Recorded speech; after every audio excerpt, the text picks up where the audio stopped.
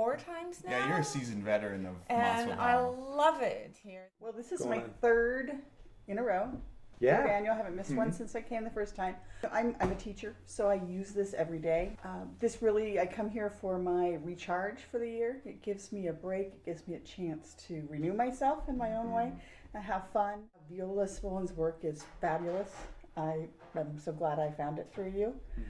And my goal is to eventually work with students who have autism. And I felt really stretched, wrapping my mind around different concepts that I haven't come against. It's made me more relaxed with lots of people and more able to be spontaneous, and it's been really fun, and I enjoy it so much. It makes me laugh.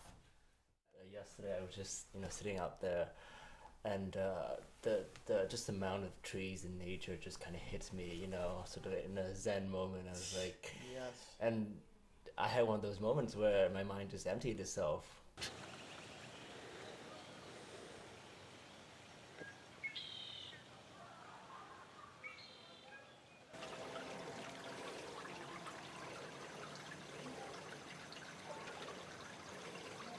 Keep it going. Ready? Can we do this out loud? Yes, we do it out loud.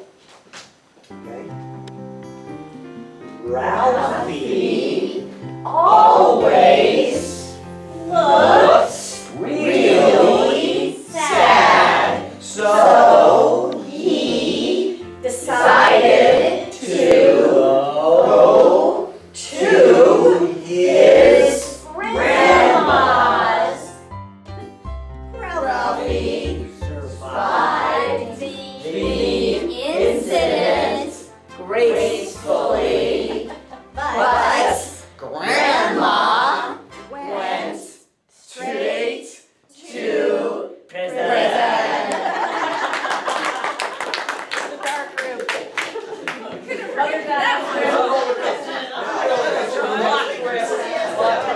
Yeah. So now, so there we go.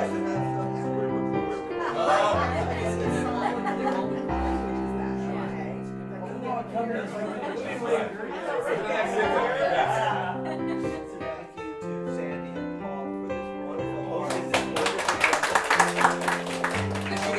They are the hosts of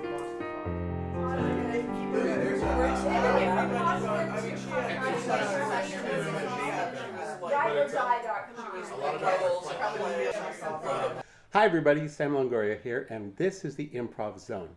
Today, this is very special. We are in Mosswood Hollow, and it is by Duvall, Washington, and it is glorious out here, and this is Gary Schwartz, and Gary is having an improv retreat. Today, when you had your class, you talked to us about space and the fact that the space is not just air. Right. And it's not just there. It's to be used. It's a material that supports us as players, as people. It's the medium through which we communicate, through which we experience each other, and it can be used to create objects, atmospheres, and environments. It's tangible. That's the idea. It's tangible. No matter how skilled you are as an improviser, if you are dealing with information coming from here, you already know it.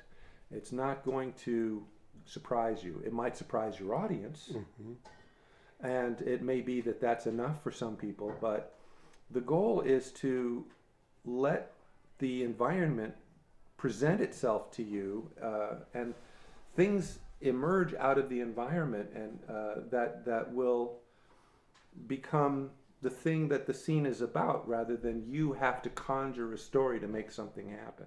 Gary's a great support for that, and has arrived at some very valuable conclusions about the work, and certainly teaches it in a very pure form. So I find lots of ways to use this in that work with organizations, as well as any work around personal transformation as well. So I think it's just a wonderful set of tools and an awful lot of fun.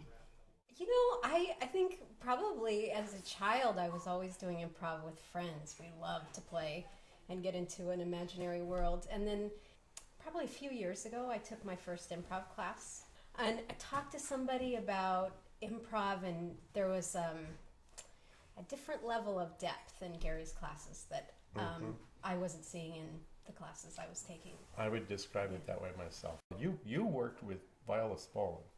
I worked with her for, well, I was in her workshop for 8 years and worked with her was with her for 17 years through the rest of her life. I met her in her 60s. Yeah.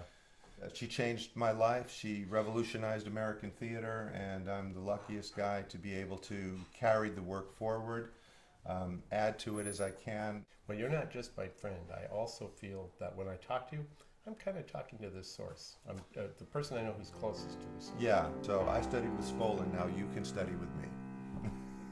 You should. Thank you. Thank you, Gary.